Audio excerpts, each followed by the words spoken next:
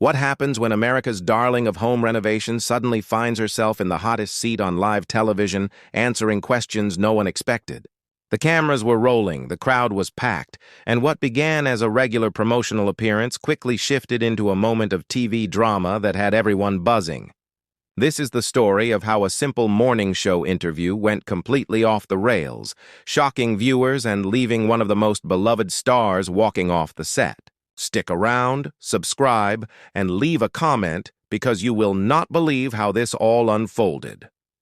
Joanna Gaines stepped onto the Today Show stage that morning with her signature bright smile. She wore a cream-colored blouse paired with dark jeans, her look perfectly capturing that effortless Magnolia style fans loved. The audience clapped wildly as she waved, clearly excited to see the Magnolia Network star in person.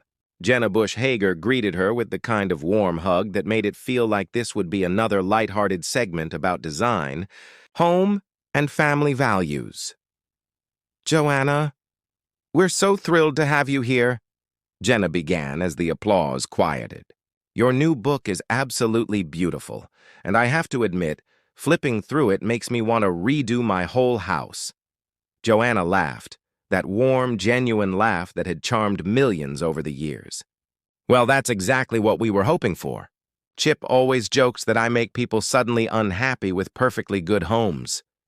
The audience chuckled, and everything felt on track. Jenna's co-host leaned forward with curiosity. "Speaking of Chip, how do you two manage to work together so well? Most couples would probably end up in therapy after one remodel, let alone creating an empire together." "You know, we've answered that so many times," Joanna said, her tone calm and familiar. "We balance each other. Where I'm detail-focused, he's big picture. Where I like to slow down, he dives right in. It works because we completely trust each other." Jenna nodded. "That trust must be huge, especially with decisions that affect not just your family, but your employees, your partners, everyone connected to Magnolia." Something flickered across Joanna's face, so quick most people probably missed it. But the camera didn't. "Absolutely. Trust is everything in marriage and in business." "Well, speaking of business choices," Jenna said, checking her notes, "there's been quite a bit of chatter online about some of Magnolia's recent decisions. I was hoping you could address some of the concerns people have raised." The air in the studio seemed to cool. Joanna's smile stayed in place, but her shoulders shifted slightly. "I'm not sure what specific concerns you mean, Jenna. We're always growing, always improving, and we really listen to our community." Jenna glanced at her co-host, who gave a tiny nod. "Well, there have been reports about labor issues on certain construction sites, working conditions, wage disputes, that sort of thing. I know you might not handle every detail personally, but as the face of the brand, people look to you for answers." Joanna's smile faltered. For the first time, she seemed uncomfortable. "Jenna, I think there may be some confusion about what we were here to discuss. I was told this would be about the book, about design and inspiration." "And it can be," Jenna replied smoothly, though her tone carried firmness. "But part of creating beautiful spaces is making sure the people building them are treated fairly.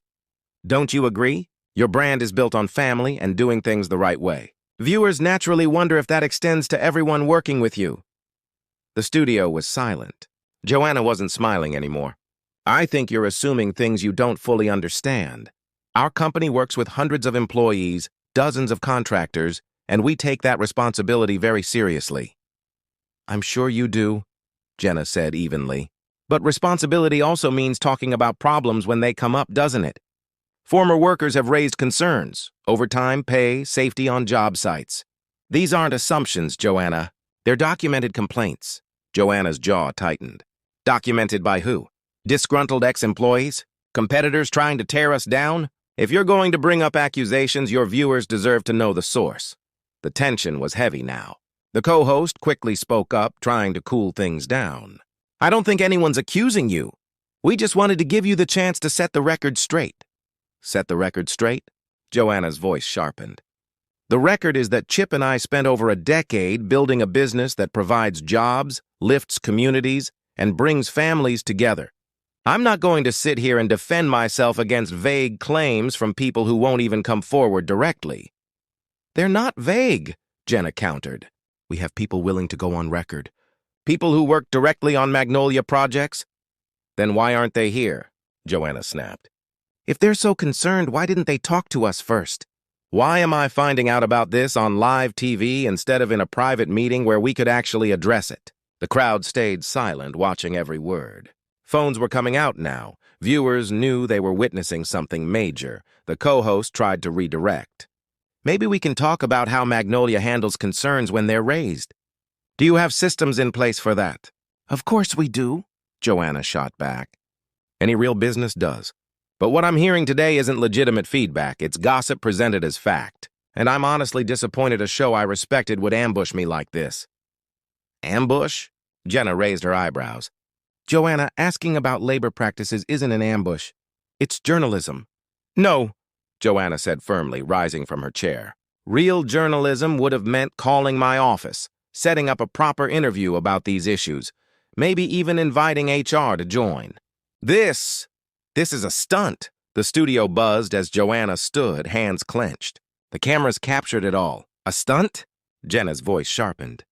Joanna, we're talking about real people with real experiences. Dismissing it as a stunt only makes it look like you don't take it seriously? Joanna stepped back, her voice rising. Don't you dare question how seriously I take this. Do you have any idea what it means to build something from nothing? To employ hundreds of people? To carry the responsibility of their livelihoods? And then to see all that reduced to gossip? The co-host urged her to sit, but Joanna turned sharply. You invited me here under false pretenses. You blindsided me with allegations I can't respond to without details. And now you act surprised that I'm upset. Jenna stood, matching her energy. The only false pretense here is pretending success makes you immune to accountability. Your brand is built on values. We're asking if those values hold when the cameras are off. My life is public, Joanna exclaimed. Every choice Chip and I make is scrutinized. We don't get to turn our values on and off, but apparently you can turn off professionalism when it suits your ratings. The tension gripped the room. Phones were out, people whispering. The co-host tried again. Joanna, could you at least share your general philosophy about employee relations? My philosophy? Joanna's eyes burned. My philosophy is treating people with respect. If someone has a problem, they go through the right channels, HR, supervisors, even legal routes if necessary. What they don't do is run to the media. And what if they feel unsafe doing that? Jenna pressed. Then they document and seek legal remedies. Joanna shot back. There are systems in place. What they shouldn't do is turn workplace issues into morning show entertainment. Entertainment? Jenna's voice snapped. We're journalists. We ask the hard questions. Journalists do research. They give people fair chances to respond. This is tabloid theater dressed up as news. The air was so tense it felt like everyone was holding their breath. You know what this really is? Joanna said sharply. This is about ratings. When producers want drama, they blur the line between journalism and entertainment until no one can tell the difference. That's unfair, Jenna fired back. We didn't invent these concerns. Real people came to us. Our job is to give them a voice. By ambushing me on live TV, Joanna's tone was cutting. By making it impossible to respond thoughtfully? That's not giving a voice, that's creating theater. The co-host muttered about a commercial break, but Joanna cut in. No, this is over. She walked toward the set's edge, then turned. You want to know our values? They're fairness, honesty, respect. Respect means not using people's jobs for television drama. Our values include accountability? Jenna shot back. That means tough questions even when they're uncomfortable. Legitimate concerns? Joanna repeated. 5 complaints over 10 years out of hundreds of employees? Context matters. Numbers matter. The co-host tried to suggest a follow-up, but it was too late. Joanna's voice was icy. We've created jobs, revitalized a town, built opportunity, and you want to drag it down for ratings. Success doesn't mean workers were treated fairly, Jenna said quickly. And what gives you the right to decide that? Joanna demanded. The moment had reached its peak. Joanna's voice thundered. We treat our people like family. We've transformed lives. If you want to tear that down with cheap journalism, it says more about you than us. We're not tearing anything down, Jenna fired back. We're holding you accountable. And this, Joanna said, voice cracking with fury, is exploitation. Exploiting workers' concerns for drama. Exploiting my reputation for your gain. The co-host tried again to calm things, but Joanna was done. I'm finished, she said, walking off. I came to talk about design and inspiration. Instead, I walked into a trap. Running doesn't erase these concerns, Jenna called after her. Joanna didn't turn back. And ambushing people doesn't make you a journalist. It makes you cruel. With that, she disappeared backstage, leaving silence and the most dramatic exit in morning show memory. So what do you think? Was Joanna right to walk out when she felt ambushed? Subscribe and let me know in the comments what you would have done in her shoes.